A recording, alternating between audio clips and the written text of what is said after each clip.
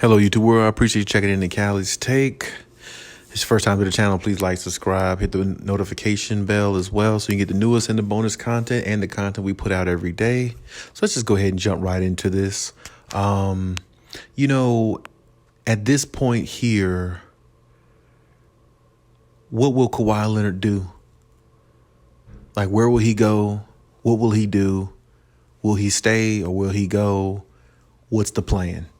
And a lot of people are really, really undecided about that. A lot of people are kind of, on the fence with it. But I think the more interesting thing we should look at is let's just take a look at his health, because I think that's the more important part than where he's going to end up or where he's going to go or what he's going to do.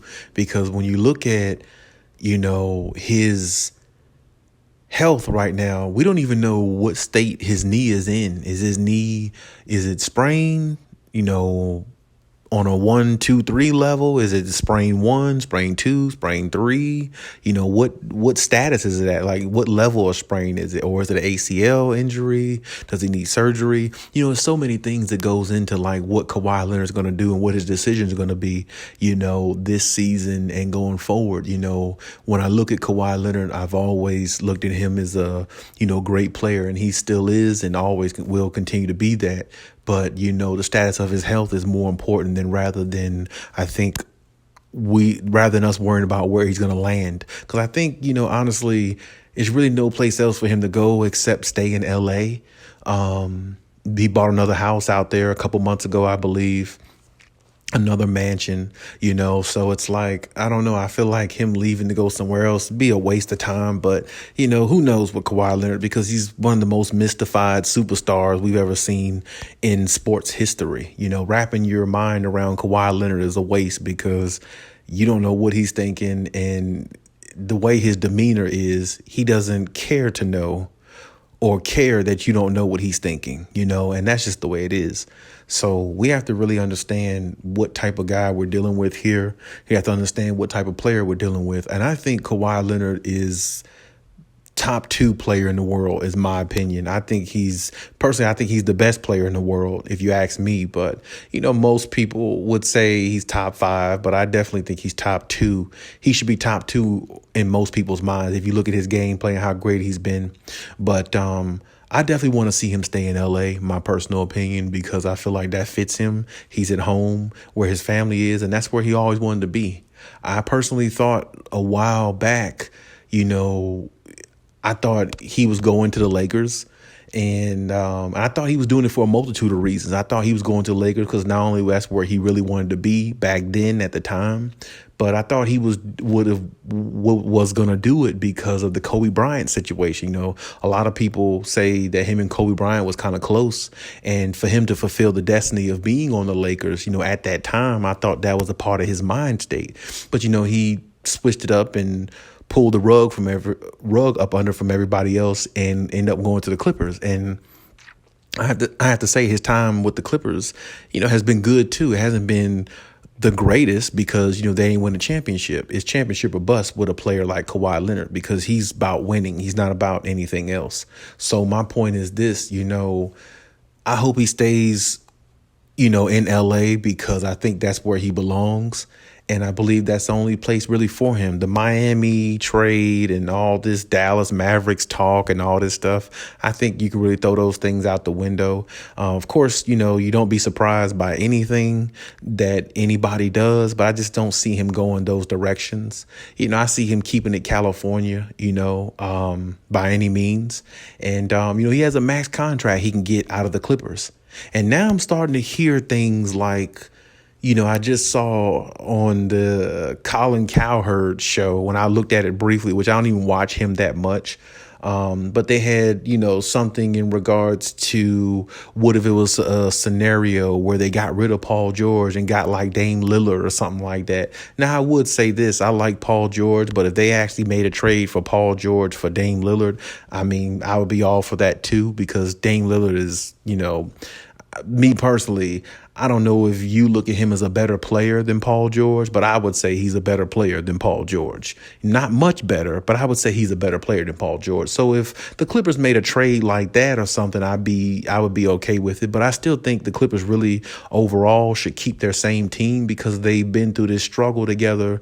They've been through, the adversity in these playoffs. Every round they was in, and every round they was in, they made a comeback, and they looked like a team that was destined to get to the finals. They just ran out of gas in the process, and they didn't have their best player in Kawhi Leonard. So my thing is, as far as Kawhi, I think he has to look at all this and put it all together and be like, this team is a title contender. As much as people want to sit there and say, or a couple months ago about the Clippers being pretenders and all this stuff, all that's, a waste of time to talk about now because this team has really shown that they're a better team. They've shown that they're hungry. They've shown that they have the resiliency to, make it, to the finals. They just didn't have their best player and they ran out of gas and, they couldn't overcome the Suns having all their best players and they didn't have all of theirs. And that's just the way what it comes down to. And that's just the way it was. So I'm really anticipating to see how the season's going to go next year with the Clippers. I'm anticipating the offseason to see if they make any moves, any trades, or like I said, to see what Kawhi wants to do, because I think it all resides with him because he's the guy, he's the focal point, and he's the one that can get them to a championship status. And if you don't have Kawhi Leonard, it's going to be really tough to get far in the playoffs and make it to your destination. So whatever the Clippers need to do, I think they need to find a way to keep Kawhi Leonard. Whatever Steve Ballmer needs to do, he needs to do that and keep this team together. And, for the most part, too, not even just Kawhi, they need to find a way to keep Reggie Jackson. If they don't keep Reggie Jackson, I don't think this team can go as far. And I'm saying that because Reggie Jackson was a revelation to the team. He was just their anchor a lot of times. And I tell you, he saved some legacies, some games, because there were some games in the first round, second round, third round, whatever, where Reggie Jackson was the reason why the Clippers came back, or Reggie Jackson was really the reason why they won some of those games because he hit the big shots when they were needed to be taken, and he did it. And this is my point. When you have a player like that who showed everybody he could play to that level, he's going to want to get paid. So hopefully the Clippers got some extra cash to pay him.